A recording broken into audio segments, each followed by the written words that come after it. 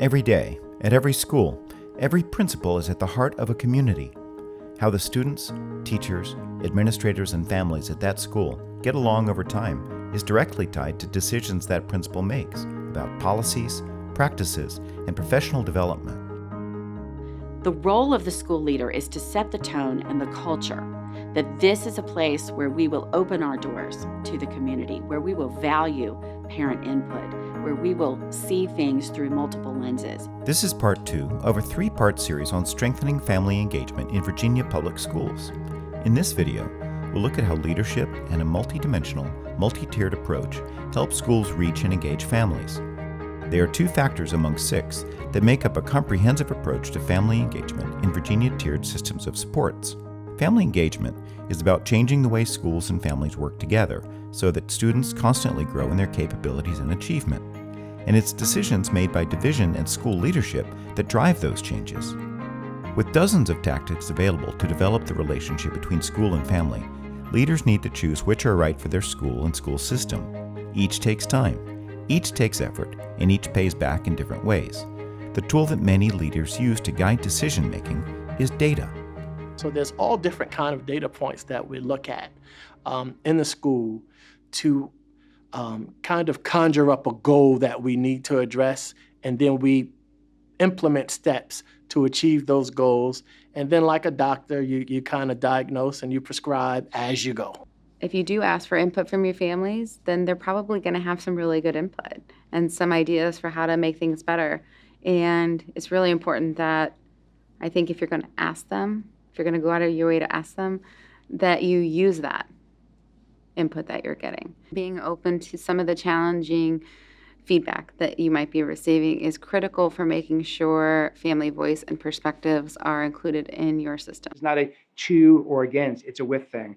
And creating that mindset and being open to that mindset from the educator end is critically important. By explicitly welcoming that input from families, again, it empowers them to share their thoughts and ideas for improvement and makes them know and feel like they can give feedback. How to get feedback from families is also a decision school leaders need to make. Data gathering and other forms of two-way communication need to be tailored to meet the needs of different families. That sort of multidimensional approach requires schools to adapt their practices and try new methods. We're always finding ways to communicate with our parents, whether we're sending flyers, whether we're sending information through our instant alert, through our newsletters, through our newspaper, social media we use a lot of. We found that to be the most effective way to communicate what's going on in our building. And so for us not to assume that, again, that a one-way kind of path of, well, I did this and this, so that should be good enough. It's like, no. What's good enough is when the parent has understanding, and we have to backward map from that. It's really important that we are looking at all the different ways that we can engage our families. We have all different kinds of families, and it's our job to determine how we can pull them in. Getting family members to visit and be involved at school can be hampered by many factors. In rural Northumberland County, families are spread out, so distance is a factor for people who live far from schools. Shift work and working multiple jobs limits when family members can meet or visit a school. School systems are addressing these and other challenges by using multidimensional approaches to reach parents. Community is very, very vital in this particular school system because it is very small. So when we do anything, we want to make sure we have our community, which includes our parents, involved in everything that we do. For parents to be involved, especially parents of students who need Tier 2 and Tier 3 services, they need to understand the multi-tiered framework Virginia public schools use to address the needs of students. The easy thing about communicating to families, I think a lot of times is the personal. Is, okay, this is how the Virginia tier system supports will impact your child. I think where sometimes it can be difficult is getting them to understand the big picture. Virginia tier system supports is really an umbrella framework for everything that happens in a school. And so there are many things we do for all kids. And we talk about our areas of 5 domains, again, attendance, behavior, mental wellness, and mathematics and literacy. Virginia Tier System of Supports embraces it all.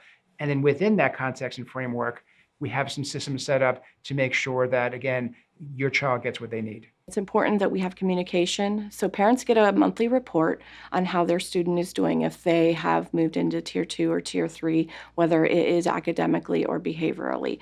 We have monthly meetings with teachers to look at the data to determine where a student is and whether there's any movement. And then we come up with a plan for that student. To get the most engagement from families with schedule challenges, schools are adjusting where and when they work with families. It's our job to make sure that parent engagement doesn't just happen between the bells from 8 to 4.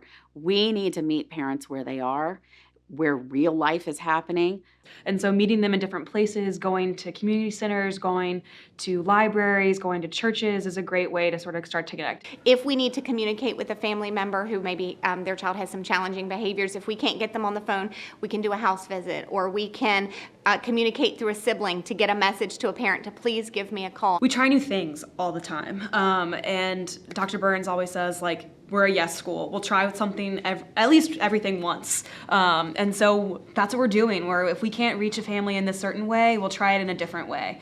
A lot of what we do is just don't give up. Continue to call, continue to try to reach out, whether it's through their work, through home, to try to get them a part of what's going on with that child. School staff who have good relationships with students will find them willing partners in getting parents to school events, even if the flyer never made it home in a backpack. Kids know how to get the parent to come on board, Mommy, we have to go. Certainly my children will pester me. They have no problem telling me that there is an event, that's happening and they really want the opportunity to attend, or they come home pretty jazzed up about it. Manassas City Public Schools has rich racial and ethnic diversity.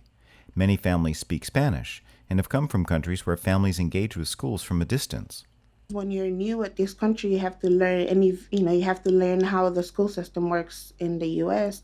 And I've been working with some Spanish-speaking parents. They were very amazed, like how different, like the big difference it is when you have a system that cares and always trying to get the children to learn and be their best, and compare it to where they come from. Building and strengthening a school community that genuinely embraces diversity and promotes equity requires ongoing professional development and strong leadership. It's important that the school leader walk that talk during PLC meetings, during professional development, when we welcome the public, we welcome the parents, we see ourselves as a member of the community and not separate from the community.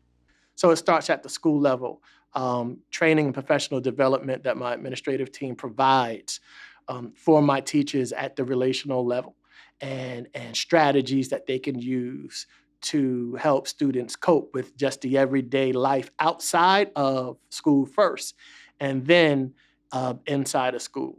Family engagement is a process that takes patience as its effect grows over months and years. Working as a team, school communities will find family engagement becomes a rewarding and ongoing evolution in the ability to meet the needs of all students and to solve problems together. There's not one way to do any of this. And I think one of the things that I'm proud to be a part of is the fact that our administrators are open-minded. Our teachers are more open-minded than they were 15 years ago. I've been with the division since 2000, and I've seen a tremendous amount of change. And this is one of those things that's changed a lot. And if we're letting parents know that we're listening, that they'll keep communicating with us. And I think that's the most important part, is we have been on this path, and it's ever growing.